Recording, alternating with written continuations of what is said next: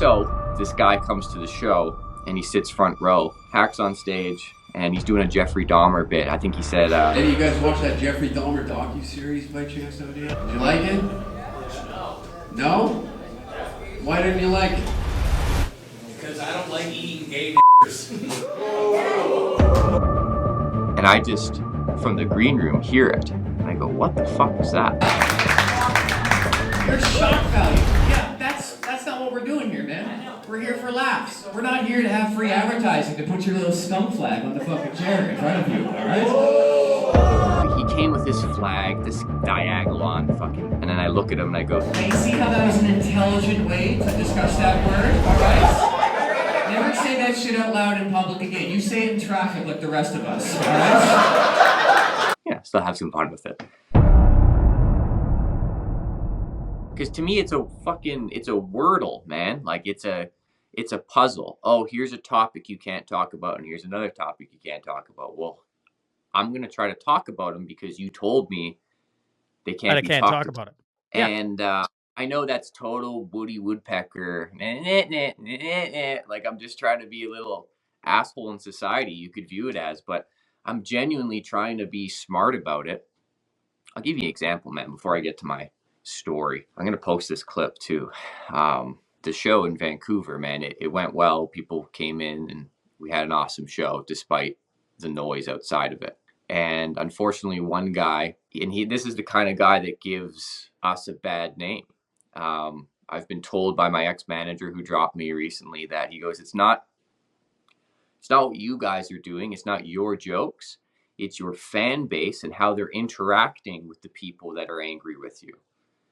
And in a way, he's a little bit right. Like, you'll see some people say we're terrible people, and then our fan base or whoever, these guys, will actually start saying like racial things towards them and trying to hurt them. You know how people are on the internet, right? Oh, go drink some Listerine, this kind of shit.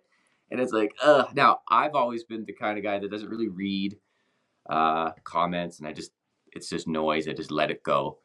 But the act of not censoring or not checking those comments or deleting some of them that cross the line may make it look like we are enabling that sort of behavior. Content or behavior, yes. That's not our act. These people do not represent what we're doing. So my point is, this guy comes to the show and he sits front row. Hack's on stage and he's doing a Jeffrey Dahmer bit. Any of you guys watch that Jeffrey Dahmer docu-series? Did you like it? No? Why didn't you like it? Because I don't like eating gay And I just, from the green room, hear it. And I go, what the fuck was that? And Hack, to his credit, does a good job of it in the moment. Like, hey, guy. Put her back in fucking neutral, why don't you? My God. Unbelievable. No filter, you don't say. So I'm kind of pacing in the back, and I'm like, I tell Sam, you might not know, his thing with hecklers is he keeps a flashlight on his hip, 1,000 lumens, bright one, police issue. And if you start chatting, bang, you get hit with the lumens. And you want to be a part of the show? Well, now the spotlight's on you. I tell him, hey, get the lumens ready. This guy's going to be a problem. Well, he wasn't really much of a problem during Sam's set, but I held a grudge. And the minute I get up there, I do this bit, not about the N-word, but it dances around the issue of it. We can't say Indian giving anymore, we've been told, right? But we were never given an updated phrase, and I'm about to tell you what the word is. I looked it up in the English dictionary to describe someone who gives something and then takes it back, is a renegger. I need you to be very careful how you say this word. To renege is to give and take back. It is. And when I heard the definition of this word, I thought of our country. I did. I thought of all those CERB checks that were handed out. And the following year, what do? They taxed you. They clawed them back, right? And I thought our government's a bunch of dirty renegers. Is what they are. Some people laughing, some pockets of hostility. Okay, no. We're not all on board. I get it. All right, but fuck off. That is the cleanest joke on paper tonight, okay? And if you want to be woke, then it's time to fucking wake up, okay? I implore you, update your vocabulary. Do it. The next time the missus treats you to a blowjob and she chooses to spit rather than swallow, you look at her, you say, "You keep them dirty renegger lips off me." Alright? And it lands on an applause break, which means the joke is good, it's accepted. And then I look at him and I go, Now you see how that was an intelligent way to discuss that word, alright? Never say that shit out loud in public again. You say it in traffic like the rest of us, alright? yeah, still have some fun with it. And he says something about like, well, I'm for shock and awe, bro. I'm for shock and awe. Like he just misses the boat completely. Look, I get it. I know what I'm representing. I will. Do you?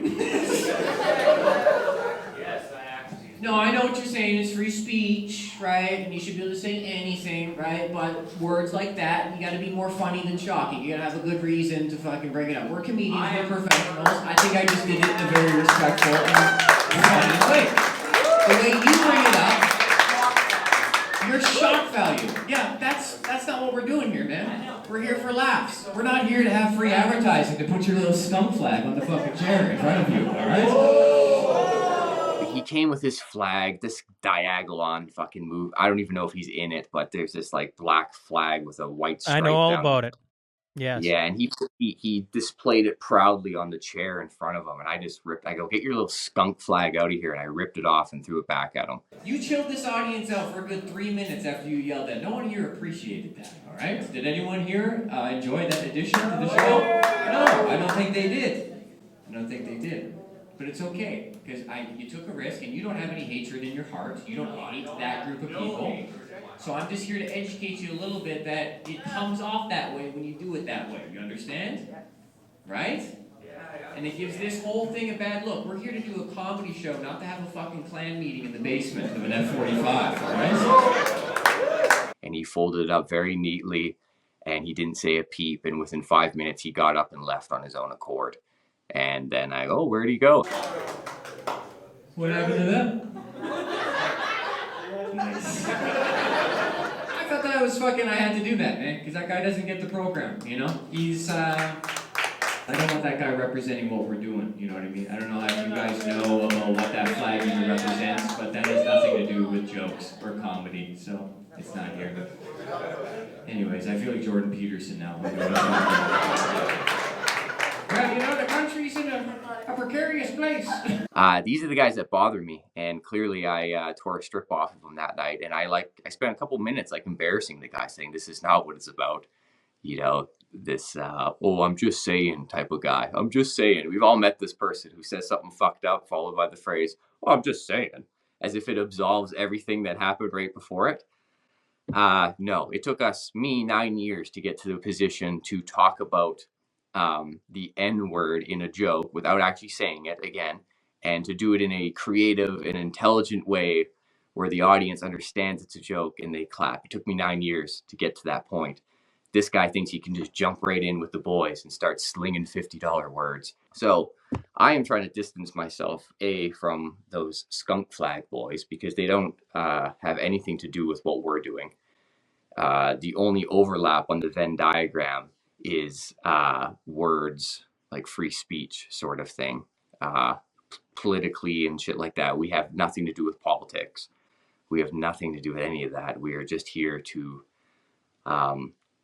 get closer to having something like a First Amendment like they have in America, where we don't get sued for jokes. I bet you on the Venn diagram with Diagolon.